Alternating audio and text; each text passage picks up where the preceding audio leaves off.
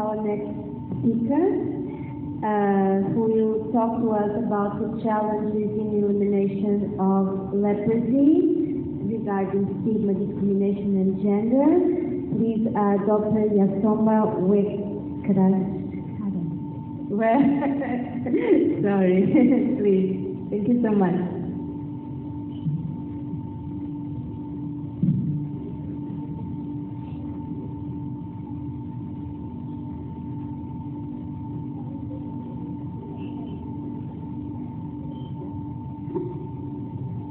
Good evening, everybody.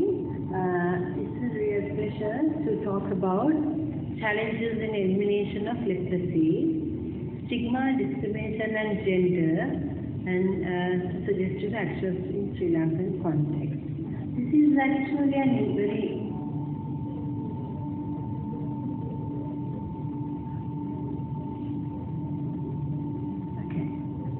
The social stigma has been a persistent feature of leprosy around the world. So in this book by Tom Fries, it says, "Don't treat me like I have leprosy." So when this book was translated, the term leprosy in other languages has been translated into the term exclusion or impurity or kind of divine punishment. So the stigma is a common issue.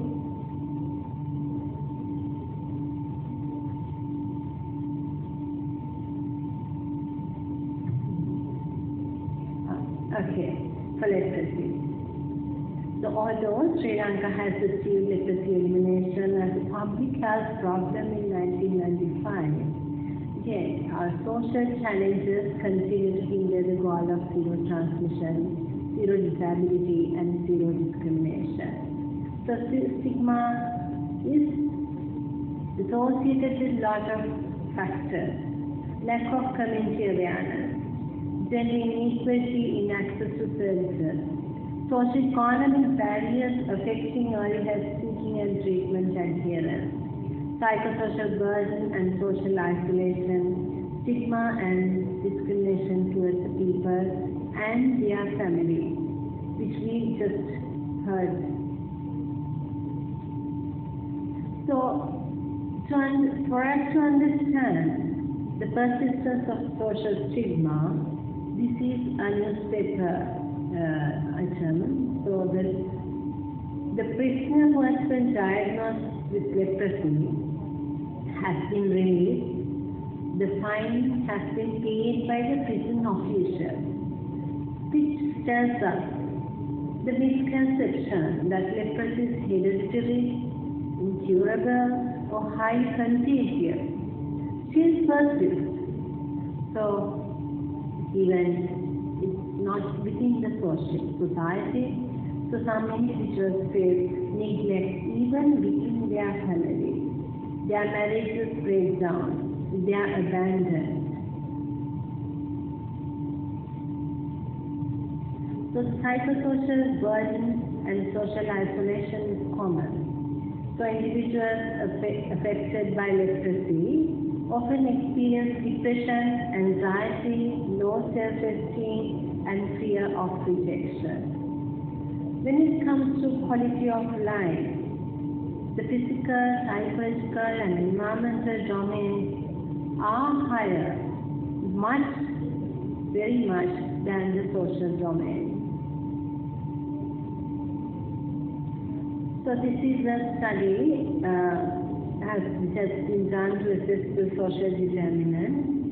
So it has revealed, but this phenomenon goes down with over time. Over time, people affected by leprosy become less concerned about this growth in their diagnosis, and they less anticipate the stigma. But the stigma is very strongly associated with disability status and leprosy reaction.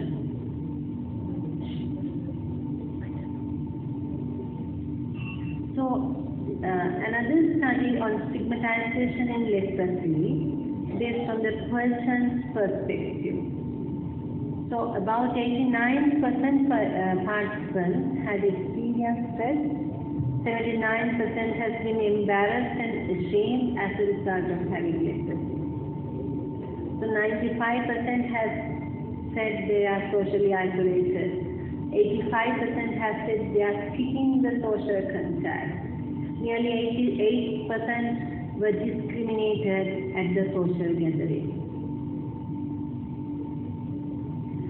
And the impact of treatment, the leprosy, the stigma associated with leprosy has a major impact on the treatment seeking.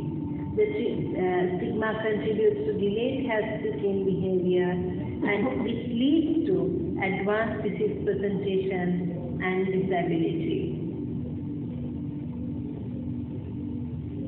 And also with reference to utilization of government health services.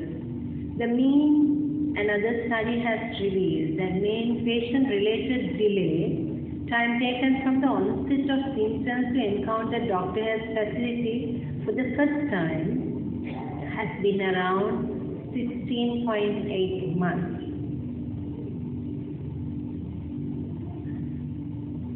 And with that, they have found the screening of the family members were not done among 17% of patients.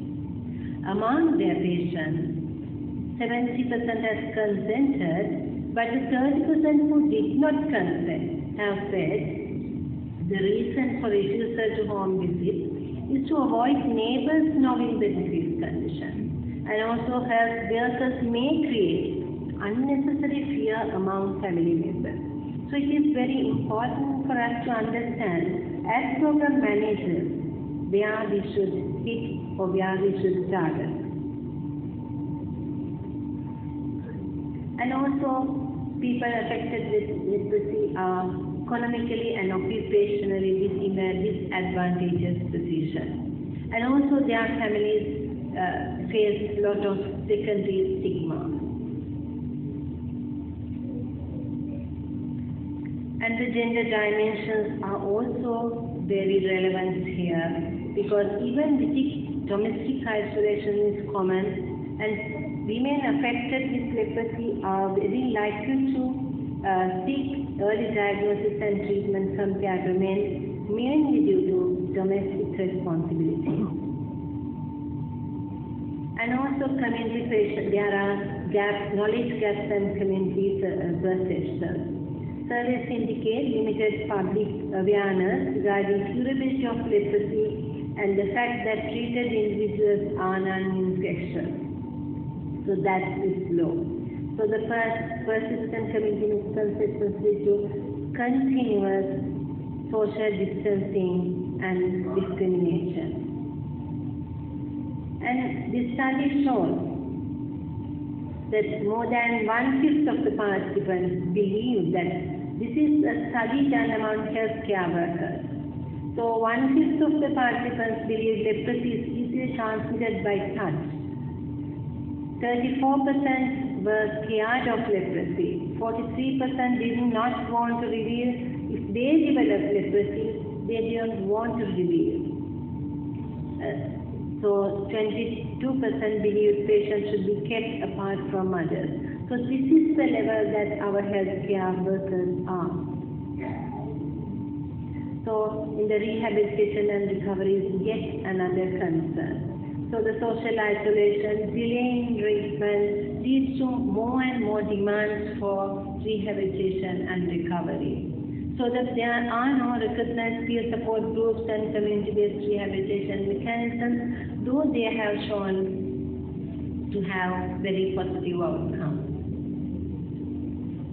And then suggestive activity. Our strategic plan sets the stigma reduction and protection of human rights as a core strategic direction. Yet we need to develop on mental health training, counseling, community awareness, getting involved in religious and community leaders. And also the involvement of mass media, integrating leprosy education into the existing system and raising awareness via community theatres, street dramas and visual content could be beneficial to reduce the fear-based stigma.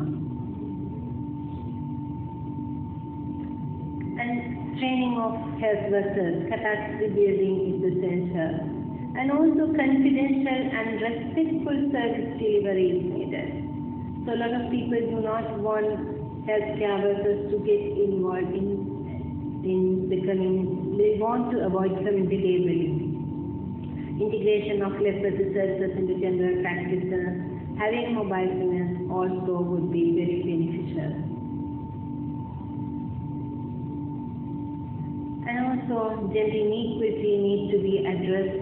Female peer support group, having women empowerment programs, women training, and having gender equity indicators into national leprosy programs would be vital to address that. Thank you.